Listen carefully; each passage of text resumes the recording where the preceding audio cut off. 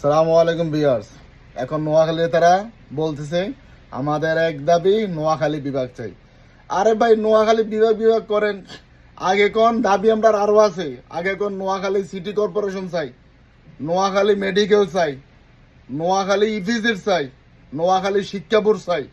আরে ভাই, আগে সিটি কর্পোরেশন করেন, শিক্ষা বোর্ড করেন, একটা ইভিজিট করেন, বড় বৃহত্তর একটা ইভিজিট করেন, এরপর বিভাগ বিভাগ করেন।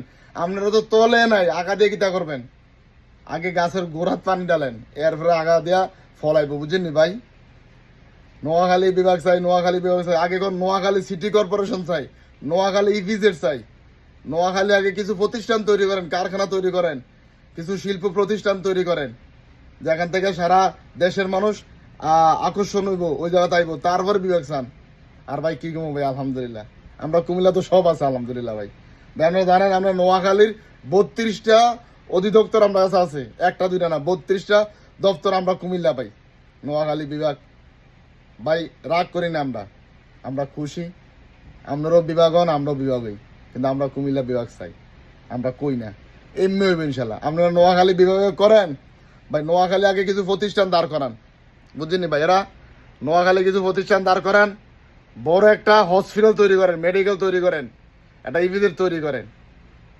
ইনশাল্লাহ আশা করি সবাই বুঝতে পারছেন। এবং কি আর সর্বশেষ একটা কথা বলবো, কুমিল্লা আইয়েন, কুমিল্লা রসমলাই খাওয়াবো।